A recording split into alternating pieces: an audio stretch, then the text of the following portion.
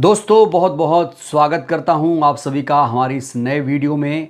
BSP में लगातार फेरबदल जारी है। बसपा सुप्रीमो लगातार बीएसपी संगठन को मजबूत करने पर जोर दे रही हैं। इस बीच पार्टी में एक और बड़ा बदलाव देखने को मिला है। खबर उत्तराखंड से है, जहां पर मायावती जी ने उत्तराखंड प्रदेश अध्यक्ष को बदल दिया है। इस समय की सबसे बड़ी और ताज़ा खबर मैं आप तक पहुंचा रहा हूं।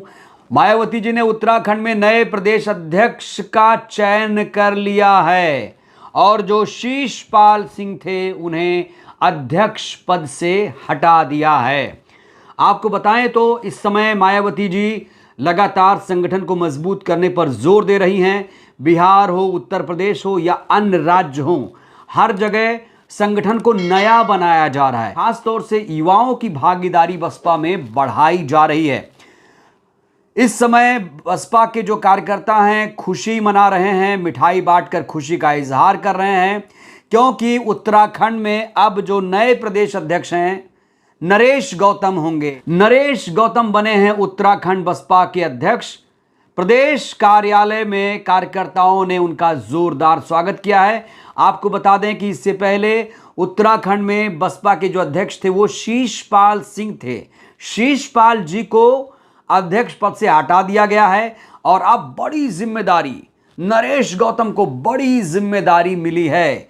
आपको यहां पर याद दिला दूं कि 2022 में विधानसभा का चुनाव हुआ था उत्तराखंड में, और अब उत्तराखंड में उत्तर प्रदेश के ही साथ 2027 में विधानसभा का चुनाव होने जा रहा है। तो उत्तराखंड हो या फिर उत्तर प्रदेश, दोनों राज्यों में बहुत बड़ा बदलाव किया जा रहा है। इससे पहले आपने देखा होगा मायावती जी ने सहारनपुर के रहने वाले रणधीर बेनीवाल साहब को नेशनल कोऑर्डिनेटर बनाकर सबको चौंका दिया था। उन्होंने अपने भाई का पद घटाया, अपने भतीजे को पार्टी से निकाला, इसलिए जिससे परिवारवाद हावी ना हो पाए। हालांकि कल मायावती जी ने जब प्रेस कॉन्फ्रेंस किया, उन्होंने कहा कि मेरे भाई बहन और अन्य रिश्ते नाते आदि मेरे लिए केवल बहुजन समाज का एक अंग हैं, उसके सिवाय कुछ भी नहीं हैं। ऐसी कौन सी पार्टी है जो इस तरह फैसला लेती है? मायावती जी अपने फैसलों के लिए जानी जाती हैं, कड़े फैसलों के लिए जानी जाती हैं। तो उत्तराखंड में फतेह करने के लिए मायावती जी ने नरेश गौतम के कंधों पर बड़ी जिम्मेदारी सौंप दी है। नरेश गौतम से संगठन के लोग इतने ज्यादा खुश हैं, इतने ज्यादा खुश हैं कि वहां पर खुशियां मनाई जा रही हैं, मिठाई बांटी जा रही है और पटाखे भी छोड़े गए। बसपा कार्यालय में खासतौर से जश्न का माहौल था। उत्तराखंड में एक विधानसभा सीट है लक्सर, और लक्सर से विधायक हैं मोहम्मद शहजाद साहब। 2022 के चुनाव में इन्होंने जीत हासिल की थी। मोहम्मद शहजाद साहब ने एक बहुत बड़ा बयान दिया है। नरेश गौतम के अध्यक्ष बनने के बाद उन्होंने एक बहुत बड़ा बयान दिया है। मोहम्मद शहजाद ने क्या कुछ कहा ये देखिए। उन्होंने कहा है कि संगठन और जनता के साथ मिलकर आगामी चुनाव 2027 में पहले बसपा का परचम पूरे उत्तराखंड में लहराया जाएगा। बहुजन समाज पार्टी कार्यकर्ताओं ने रणधीर बेनीवाल को राष्ट्रीय कोऑर्डिनेटर और नरेश गौतम को उत्तराखंड प्रदेश अध्यक्ष बनाए जाने पर खुशी का इजहार किया। कार्यक्रम में बाबा साहेब डॉक्टर भीमराव अंबेडकर की प्रतिमा पर माल्यार्पण किया गया। नरेश कुमार गौतम का प्रदेश कार्यालय शिवालिक नगर पर पहुंचने पर कार्यकर्ताओं ने फूल मालाओं से उनका स्वागत किया।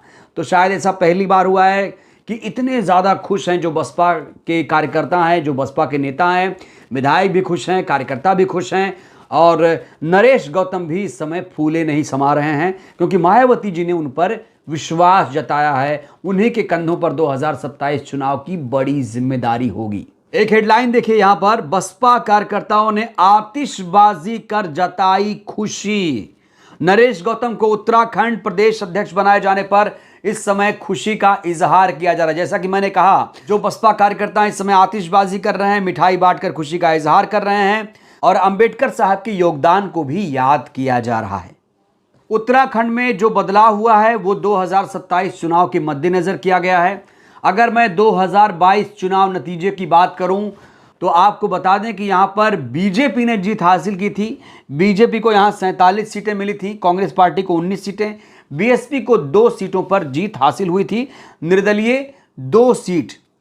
तो बीएसपी के लिहाज से उत्तराखंड बहुत ज्यादा महत्वपूर्ण स्थान रखता है। याद करिए 2022 में जब चुनाव हुआ था उत्तर प्रदेश में, तो सिर्फ 1 सीट पर जीत दर्ज की थी बीएसपी ने, और 2022 के चुनाव में उत्तराखंड में 2 सीटों पर जीत दर्ज की थी, पंजाब में जीत दर्ज की थी, और उसके अलावा 2023 चुनाव में आपको याद होगा जो राजस्थान में चुनाव हुआ था, तो वहां पर 2 सीटों पर जीत दर्ज की थी।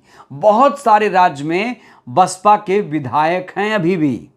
और अगर मैं 2022 चुनाव नतीजे में बसपा के वोट परसेंटेज की बात करूं तो आप सुनकर चौंक जाएंगे।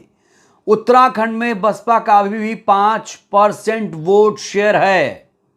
बीजेपी कांग्रेस के बाद तीसरी सबसे बड़ी पार्टी है बीएसपी। तो जो लोग बीएसपी को हल्के में ले रहे हैं उन्हें हल्के में नहीं लेना चाहिए। समाजवादी पार्टी ने 2022 के चुनाव में उत्तराखंड में 0.29% वोट शेयर हासिल किया था। तो बीएसपी एक राष्ट्रीय पार्टी है। बीएसपी एक राष्ट्रीय पार्टी है, हालांकि उसके सामने चुनौतियां हैं, इसे आप नजरअंदाज नहीं कर सकते। चुनौतियां ज्यादा हैं, और बिहार में अब चुनाव आने वाला है, उसके बाद 27 में यूपी का चुनाव, उत्तराखंड का चुनाव, पंजाब का भी चुनाव आने वाला है। और इन्हीं चुनाव में बेहतर परफॉर्मेंस करने के लिए मायावती जी अपनी सक्रियता लगातार बढ़ा रही हैं। मायावती जी हर मुद्दे पर अपनी राय रख रही हैं। देश में कोई भी घटना होती है वो ट्वीट कर देती हैं, और मायावती जी का ट्वीट बहुत ज़्यादा मायने रखता है।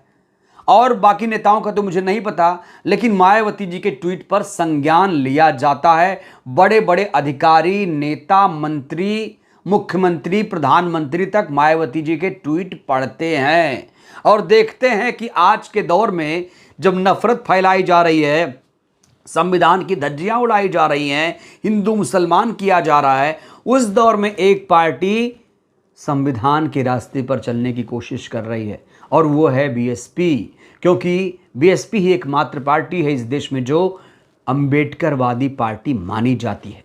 बाकी तो बहुत सारी पार्टियां हैं। अंबेडकर जी के नाम पर, कांशीराम जी के नाम पर उन्होंने अपनी दुकान खोल रखी है। बीएसपी जो है वो असली अंबेडकरवादी पार्टी है, और बहुजन समाज की एकमात्र पार्टी बीएसपी मानी जाती है। इसीलिए मायावती जी से लोगों को बहुत ज़्यादा उम्मीदें हैं, बहुत ज़्यादा उम्मीदें हैं। लोग कहते हैं कि बहन जी घर से नहीं निकलती हैं, बहन जी ये नहीं करती हैं, लेकिन ये लोग ये नहीं देखेंगे कि बहन जी ने प्रेस कॉन्फ्रेंस किया, उसमें क्या कहा, ट्वीट में क्या कहा, उसके क्या मायने हैं, क्यों ट्वीट किया, ये सब इनसे कोई मतलब नहीं है। मायावती जी को कैसे नीचा दिखाना है मीडिया भी जानता है, और उनके विरोधी भी ये जानते हैं। अब विरोधियों की साजिश चलने वाली नहीं है। मायावती जी ने अपना तेवर बिल्कुल बदल दिया है। आने वाले चुनाव में बसपा को अच्छे परिणाम की उम्मीद है। बहरहाल इस वीडियो में इतना ही। जिस तरीके से मायावती जी ने शीशपाल को अध्यक्ष पद से हटाया है, नरेश गौतम को बड़ी जिम्मेदारी दी है, क्या लगता है नरेश गौतम कुछ कमाल कर पाएंगे उत्तराखंड में? आप लोगों की इस पर क्या राय है? अपनी राय दीजिए। बहुत बहुत धन्यवाद।